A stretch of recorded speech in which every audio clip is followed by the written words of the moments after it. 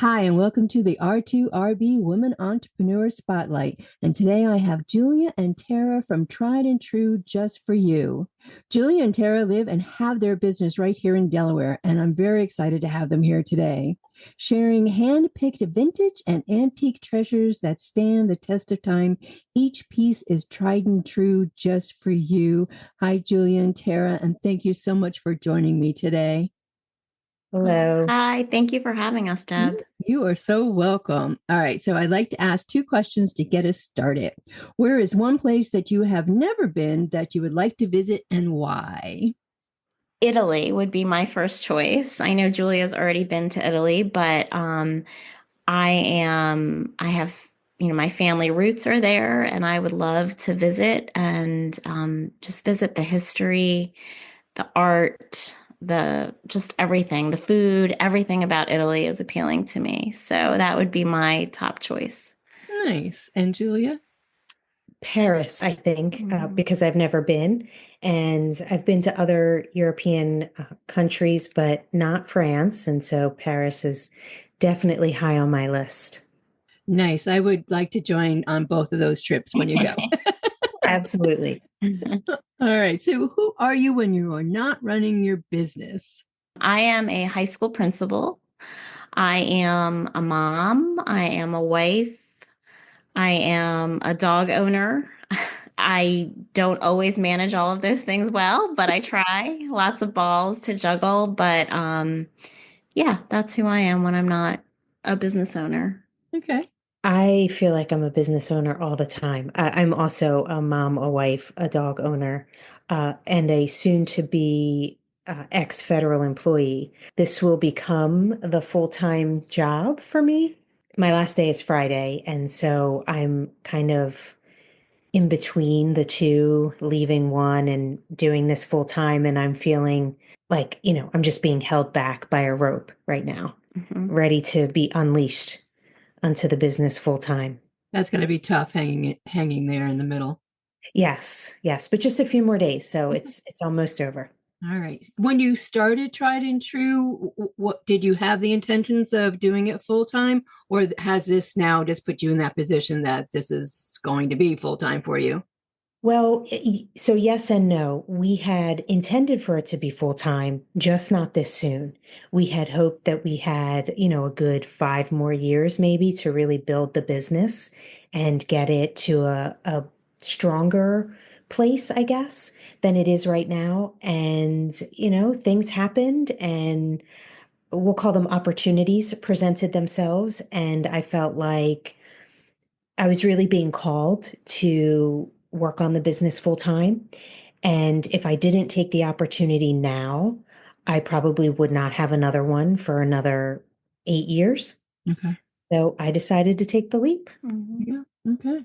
with all the support in the world from Yes, Tara. yes. Nice. Oh, that's great. That's really great. How did you come up with the concept for Tried and True? Well, so a friend of ours actually helped us come up with the title, but we knew that we wanted to have items that were vintage and or antique. We wanted items that were older to save them from being, dumped in the trash heaps and thrown out, to restore them in some cases and bring them back to their original glory. So I was talking to a friend, it was like, I really, need to come up with a name. She just started kind of brainstorming some things and came up with it. And she had like, I don't know, 4 or 5 ideas, and I brought them to Tara, and Tara picked Tried and True Just for You. And Mhm. that's kind of been it since then. Yeah, I feel like it really captures what we wanted to do. We saw the concept at, we really liked looking for art and liked looking for different kind of pretty vintage things for our own home. And it just seemed kind of like we had a knack for it. And it just kind of developed from there. And then we got the name. That's been it. Yeah. So the both of you have always liked the antique, the vintage, secondhand shopping, or? Not really. Honestly, had you told me a couple of years ago this is what I'd be doing, I would not have believed you. Tara has always loved going to resale shops and antique stores and vintage stores, and I've always gone along. We were actually on a trip in Kentucky visiting relatives. We went to this antique mall, and it was hot as anything. It was uncomfortable. I was unhappy, to say the least. And then we ended up going back there a second time because friends of Tara's uncle had a little booth in there, and we went to an estate sale, which was the first time I'd ever been to an estate sale. Oh, cool. And I did not like it. Oh. I didn't. I was like, I'm going to go wait outside. And I sat outside for, probably half the time we were there. It just wasn't for me. And then I don't know what happened. Tara started buying stuff for the house and recognizing that she had a knack for it. And I saw a business opportunity. This is where we are. And I have come to love it. There are certain pieces that I have absolutely come to love and see the beauty in and really like matching them with another person. I love all this. I love the antique. I love the vintage. And one of the questions I'm going to put in here is what's the difference between, let them know what the difference is between vintage and antique, because I don't think everybody realizes there is a difference. Yes, there is a difference. And, a lot of people debate about the difference. The true definition of an antique is something that's 100 years old or older. Mm-hmm. And the true definition of something that's vintage is something that is 50 years old or older. Well, yeah, between 50 to 99 and 364 days old. So that really is kind of the definition. Some people use 25 as a marker for vintage. Antique, not too many people debate. It's 100 years. Everyone widely accepts 100 years. Vintage has some play. We typically keep it to 50 years. If it's 50 years or older, we call it vintage. And if it's not, that doesn't mean we won't pick it up and we won't sell it. We're just clear. Like, this is not vintage. This is newer, or, this, there's some really cute things that are 30 years old, 20 years old, and really work well with the old ironstone or some, old brass pieces or something. So we do like to have a bit of a mix of a little newer with the really old stuff. I like that. That's really nice. Okay, so the concept you had in place, did you put a business plan together? Did you have that plan before you really dived in? Yes, we did. We had a business plan. I kind of sketched it together and presented it to Tara, who was a little hesitant. She wasn't really ready to jump in, and I kind of pushed her into it because we still would not have this business today if I let Tara dictate the timeline. So I was like, let's just try it. Like, what do we have to lose? Right? The one benefit to this type of business, it's very low startup costs for the most part as compared to other businesses. You buy the inventory and then you decide how you want to grow it from there. And so I think we've been pretty conservative with the things that we've done, and which is why this move is pretty risky for us. It's not, we have not taken big risks when it comes to the business, and this is definitely the biggest risk. But yes, so to answer your question, we had a business plan and we executed it. We have modified it a bit as we went, and as we've learned a lot about everything: business, the antique world, personalities, and how they play into things. And so it's definitely every day, I think we learn something. Mm-hmm. Yeah, I'm sure. Absolutely. And so your inventory, you obviously go out and you've been to estate sales and what have you. Do you have people come to you and say, I have such and such, or would you be interested in it? We do. Not that many, but a fair amount of people say, hey, I have this. Is this something you want? Or what we get most often is, I heard there's a sale happening at this address on Saturday, if you're interested in going. Or a friend of mine, their parents are selling their house and they're having an estate sale. We get a good amount of that, which is nice. We've had a lot of support from the people we know. And you have a store. We have an online store, which we're debating on what to do with that right now. We don't have an actual storefront or a booth. That's something that we had put in our long-term plan. I don't know where that will fit now that this is the full-time thing. It's still a long-term plan, but maybe not quite as long as we had originally thought. Definitely not this year. Little by little is always the best way, or, one step at a time. All right. So with the online, and you do lives, how did you put that together? Because you have a lot of inventory. Do you do specific items each time you go live? It depends. Sometimes, yes. When we do lives with other people, sometimes they pick a theme. I don't tend to pick a theme. I'm kind of all over the place and show what I think someone may want to see or something that's new. I also try to get the audience to interact with us and tell us what they want to see so that we can show them, because what's the sense in showing them something they don't want? But we've joined other sellers. We've also joined marathons, and those tend to have themes. Okay. We have done both, plenty of both. And everything's inventoried. Is everything inventory? So when you're doing your lives, or I've been to a couple of the lives I've snuck in.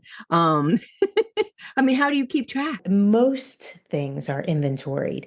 Sometimes we will go outsourcing the day before or the day of for something, not necessarily for something, we're just outsourcing, and we find something, we're like, oh, that would be perfect for this live. And so we literally unbox it or unwrap it, and it's on the table. Not a lot of time to research it, not a lot of time to price it. So mostly the people watching are getting a really good deal. That is the time to strike. Right.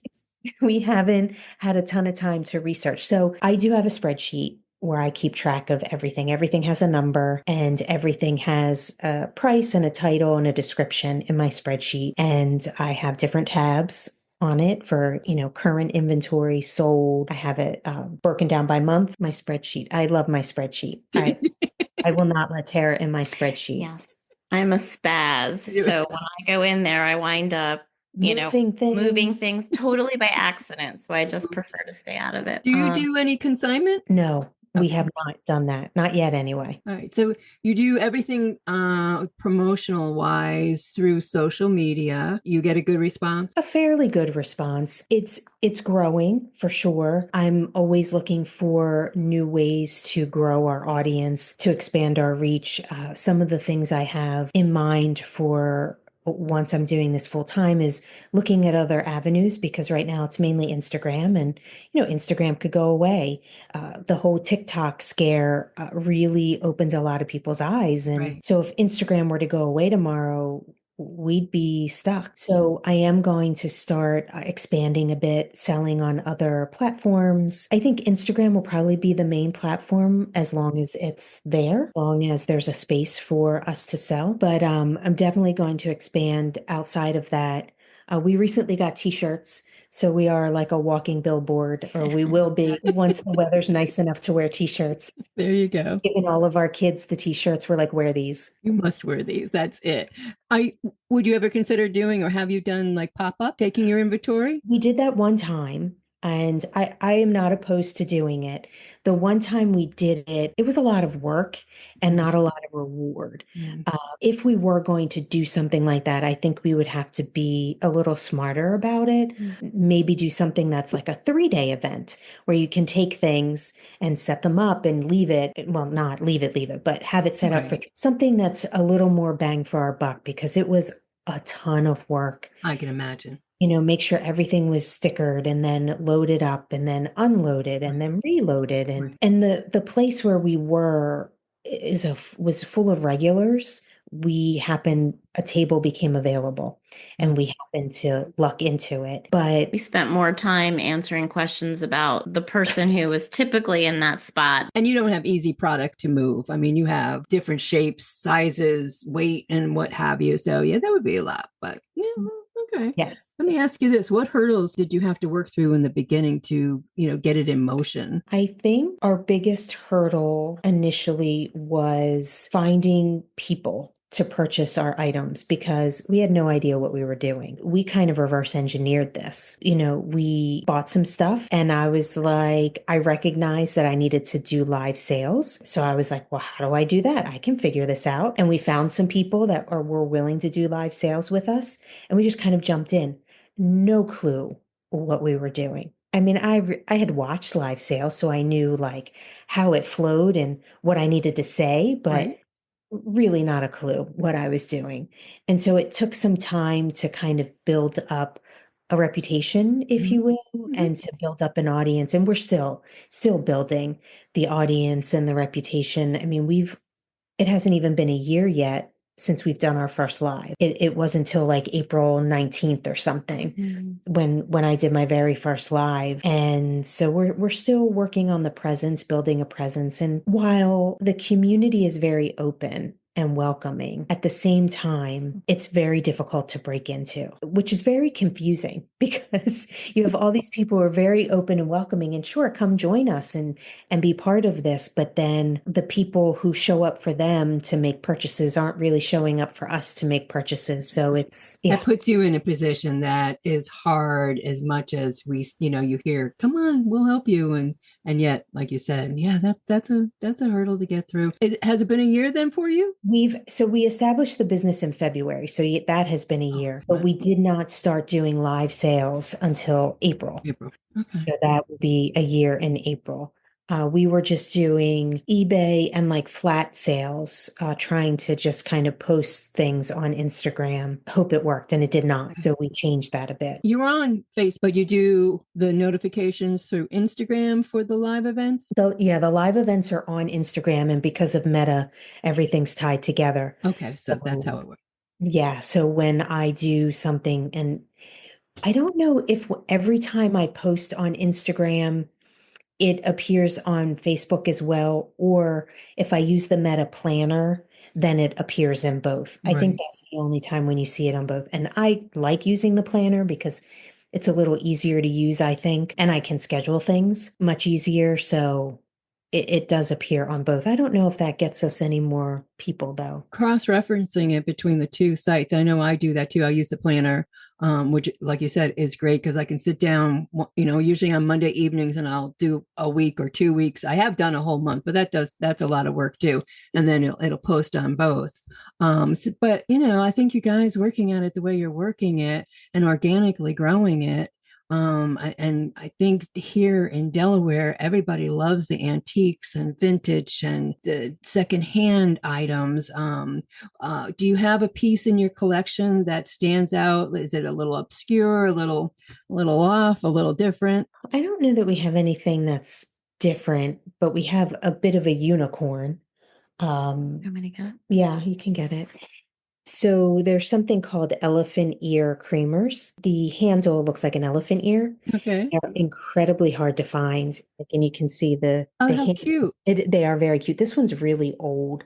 You can't see it that well, but there are like cracks. Yeah. That's, yeah. Do they come in different sizes?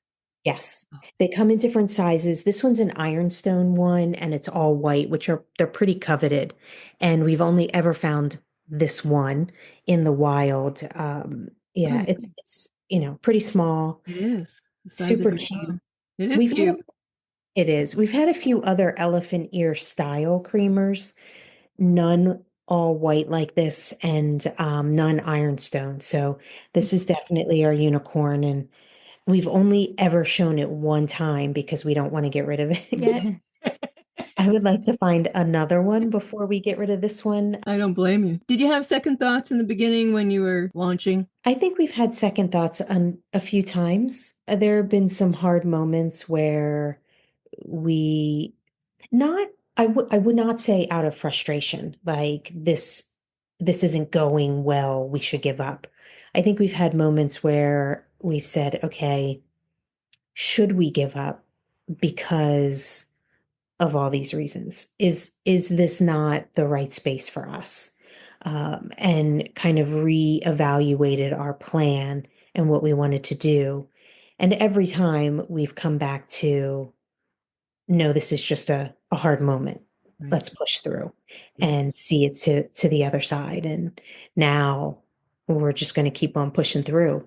I do have a drop dead date, if you will, where if the business isn't thriving as much as I would like it to, then I'll have to get another job. Whether or not it'll be full-time or part-time or, what happens with the business remains to be seen. But I am giving myself a time frame.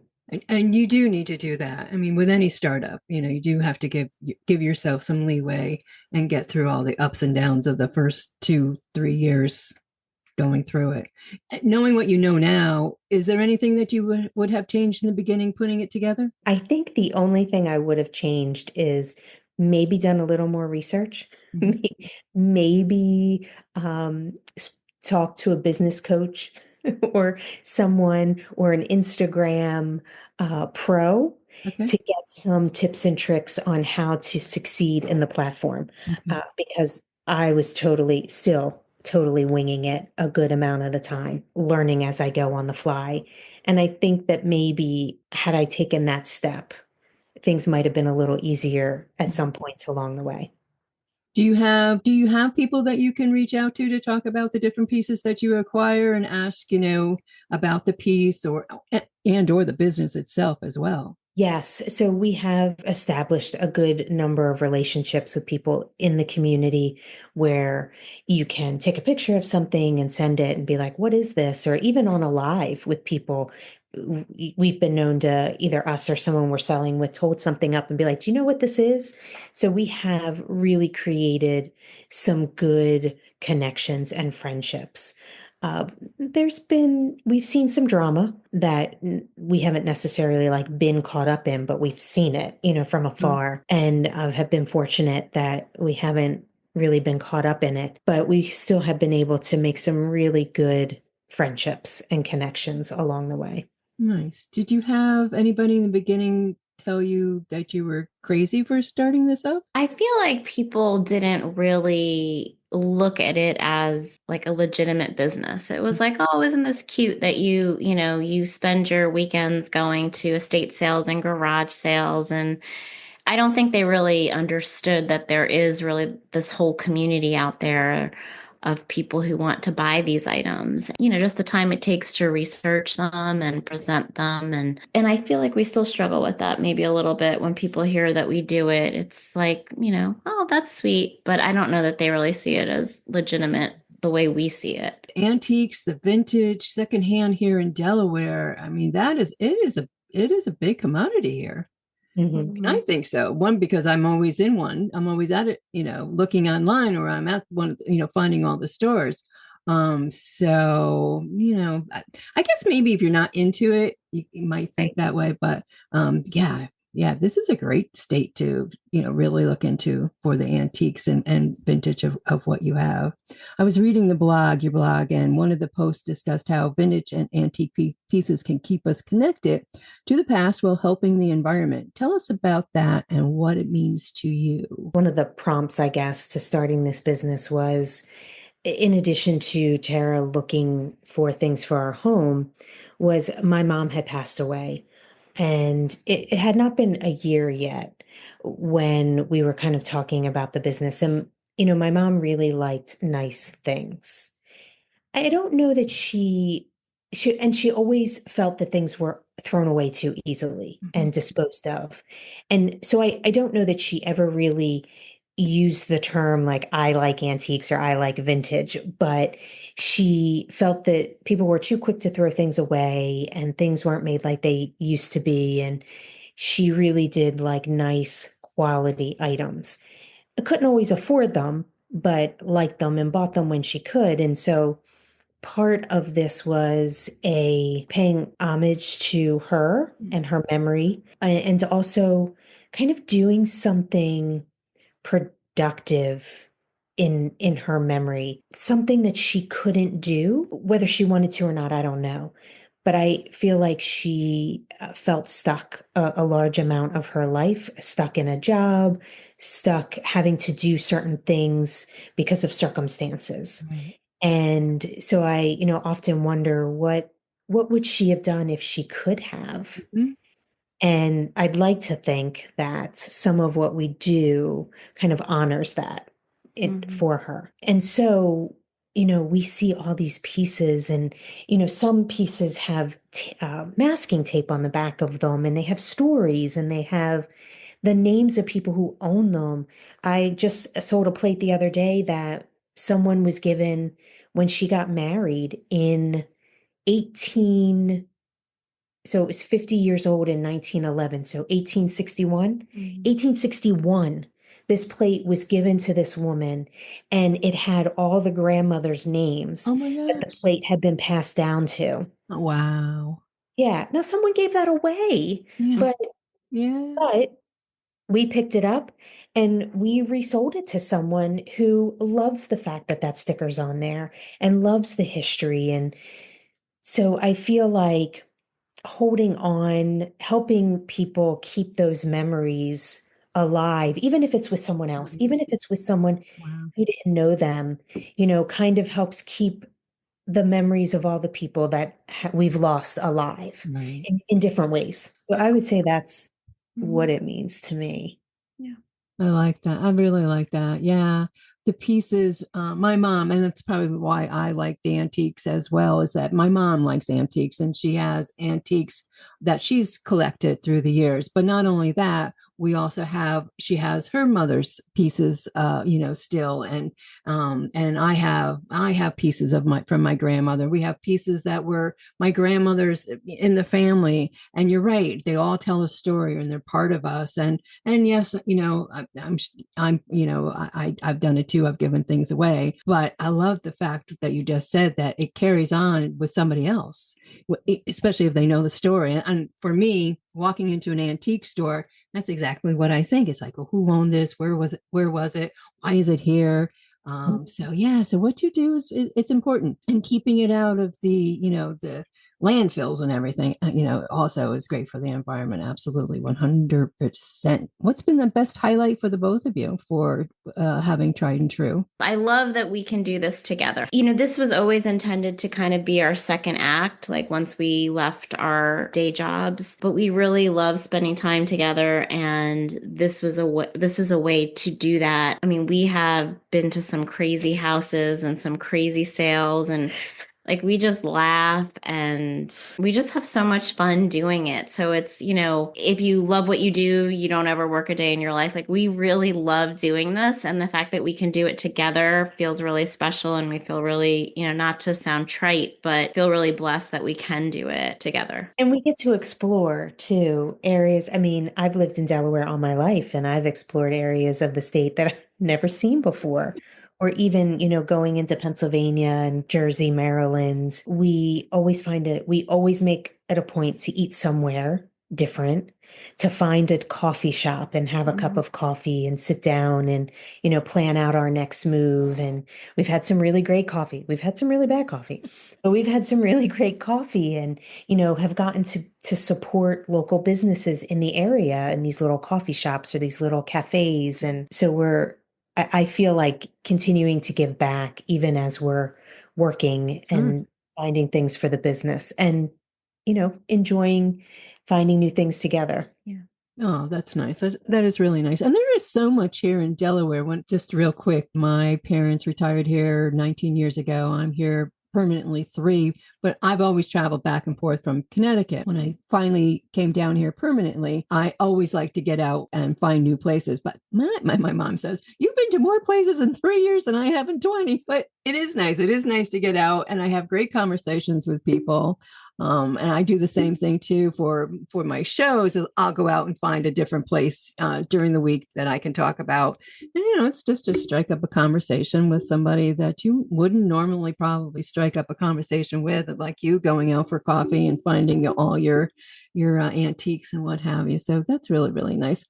What advice would you give somebody starting, or a woman entrepreneur starting their business? I would say, don't give up. Don't let the noise get in the way and stop you from pursuing your dream or your goal. Figure out your why and remember your why. If you have to write it down, if you have to put it on the refrigerator, wherever you need to put it, tattoo it on your arm, figure out your why and keep that in focus. because people are going to talk.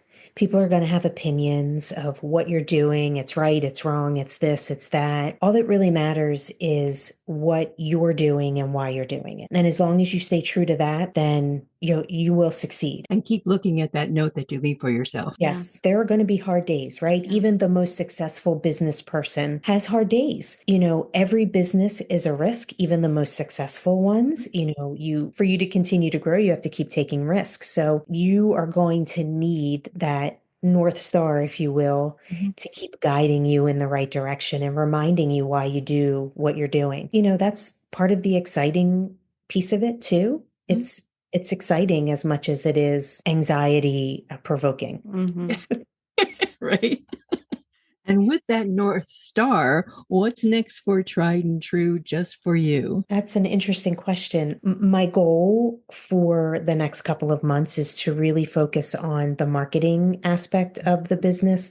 That's something that we really haven't had an opportunity to work on too much because, let's be real, that's what gets pushed to the side when you don't have any time. So I really want to work on the marketing, doing things like taking pictures of our stuff and posting it for no other reason, just to post it so people can see it. When I do a live show, I'm not good at posting a preview ahead of time because I don't have the time.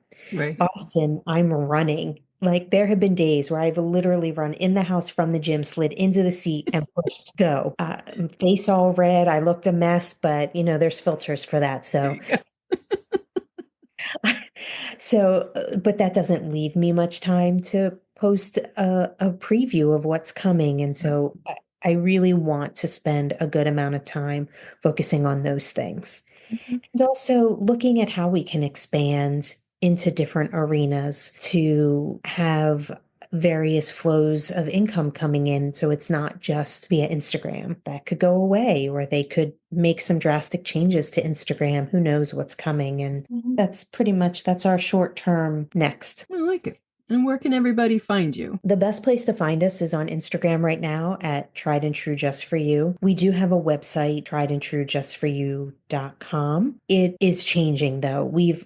One of the things we've definitely learned over time is how our website works or doesn't for us. And right now we have one that's way too robust for what we do. It's just too much. So we need to scale that back. But you can always reach us that way via email. We have an email address, triedandtruejustforyou@gmail.com. Instagram and the email address are probably the best ways. Do you have people reach out to you and say, I'm looking for this particular item? Have you seen it? Will you look for it? Yeah. Yes. They do. And we have friends who will just randomly text us, hey, do you have this? Like you were the people who popped in my mind when I thought I wanted, someone just did it. They wanted a candle snuffer. And I was like, oh yeah, we have a few. I took a picture of the ones we had and 5 minutes later she bought it. So I love those kinds of transactions. That's great. Awesome. All right. I like that. Tara and Julia, thank you so much for joining me on Women Entrepreneurs Spotlight. I do appreciate you being here. Thank you. Thank you. Thank you Thank you so much. It was a pleasure. Yes. Oh, you are welcome.